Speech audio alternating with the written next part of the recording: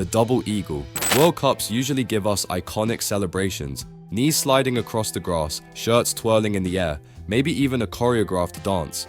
But in 2018, Switzerland versus Serbia produced one of the most explosive celebrations FIFA has ever dealt with. After finding the back of the net, Granit Xhaka and later Xherdan Shaqiri flashed their hands into the shape of a double-headed eagle, a symbol of Albanian identity. Interestingly, both players have roots in Kosovo, and in that moment, their celebration carried a political charge that the whole stadium felt.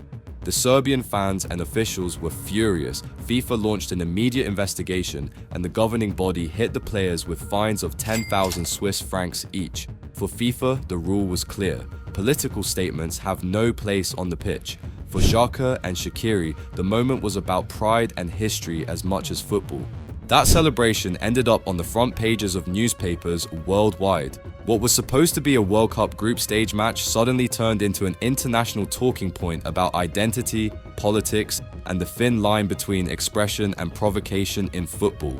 Adebayor's full-pitch sprint. Some goal celebrations stay in your memory for the sheer audacity, and Emmanuel Adebayor gave the Premier League one for the ages. September 2009, Manchester City versus Arsenal, the kind of match already packed with drama. Adebayor had just left Arsenal on bitter terms, and every touch of the ball that day came with a chorus of boos from the travelling Gunners fans. So when he buried his chance against his old club, he took off on a full 100-yard dash, sprinting the entire length of the pitch just to slide in front of the Arsenal supporters. The away end exploded with rage.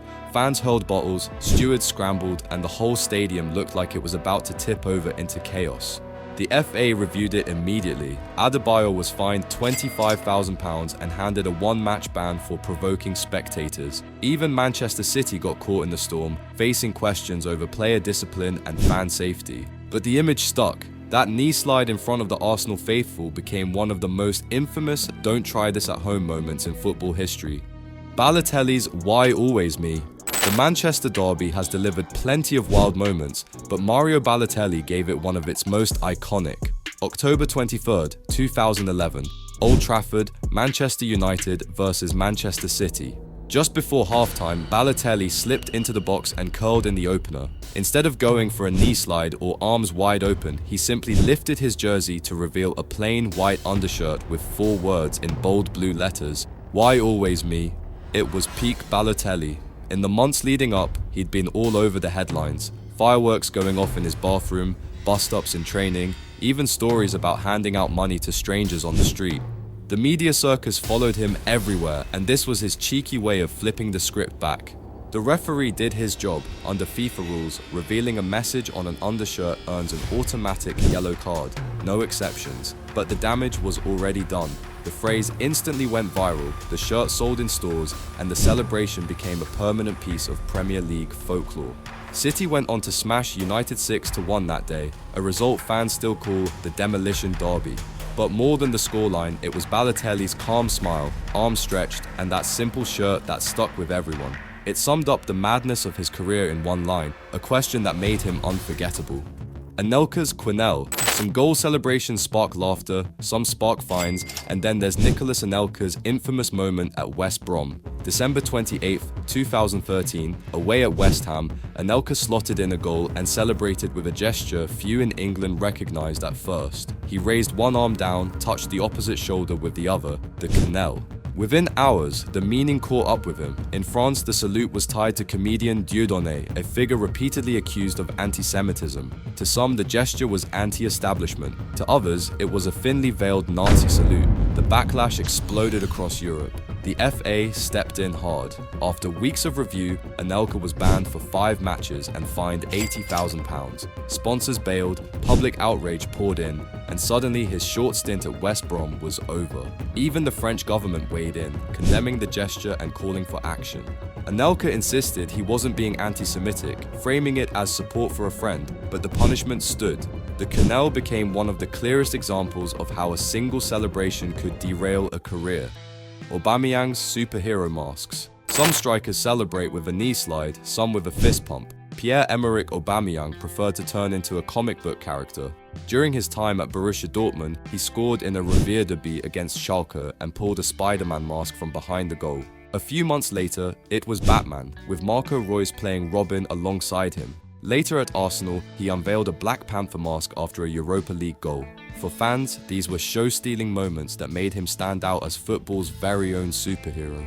But behind the laughs and photos, the rulebook wasn't smiling. FIFA's guidelines ban any use of masks or props, classifying them under excessive celebration. In Dortmund's case, sponsors were furious too. Puma wasn't happy that Aubameyang used Nike-branded masks on a stage they paid for. The Bundesliga fined him, and referees were told to clamp down. Still, the images went global. Kids wore Spider-Man and Black Panther shirts with Aubameyang's name. Memes flooded the internet, and even Marvel fans jumped in. The fines didn't stop him from becoming a cult hero. He just paid the price for mixing football with cosplay.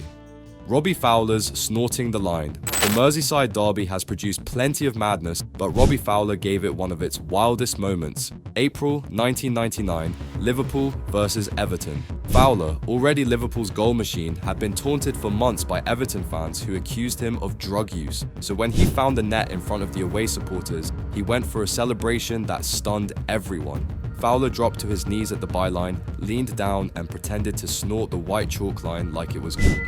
Teammates laughed, the crowd gasped, and the cameras caught every second. Within hours, the footage was all over the tabloids. The FA reacted swiftly. He was fined £60,000 and slapped with a 4-match ban. Liverpool tried to defend him, saying it was just a joke aimed at rival chants, but the governing body made an example out of him. For many, it crossed the line, literally and figuratively. Paolo Di Canio's Fascist salute. Few players in football history carried as much controversy in their celebrations as Paolo Di Canio. Playing for Lazio, he scored in front of the Curva Nord, home to the club's most hardcore ultras, and raised his arm in a straight open palm salute. The gesture wasn't random, it was the fascist salute, instantly recognized in Italy, and it sent the stadium into uproar. This wasn't a one-off. Di Canio repeated the gesture multiple times in 2004 and 2005, openly acknowledging it as a signal of his political leanings. For Lazio's far-right fan groups, he became a cult hero. For everyone else, it was a firestorm. Italian newspapers filled pages, politicians weighed in, and the league authorities had no choice but to respond. The Italian FA fined him €10,000 for provocative behavior and eventually banned him for a game. The backlash was international, with critics calling it disgraceful that such imagery appeared on the pitch. Di Canio, always defiant, claimed it was simply a greeting to his supporters, but that explanation did little to cool the outrage. The salute remains one of football's darkest celebration controversies. The shirt-off rule. Few celebrations are as universal as ripping off your shirt after scoring. It's the raw signal of joy, a last-minute winner, a title-deciding goal, or just pure adrenaline. But since Euro 2004, FIFA made it crystal clear. Take your shirt off and you're getting booked. Automatic yellow, no matter the occasion. The reason came down to control. Broadcasters and sponsors hated players flashing political messages, religious slogans, or even personal tributes underneath their kits. The governing bodies wanted uniformity, and the easiest way to stop it was to ban the act entirely. Passion got ruled out of order, and yet players keep doing it.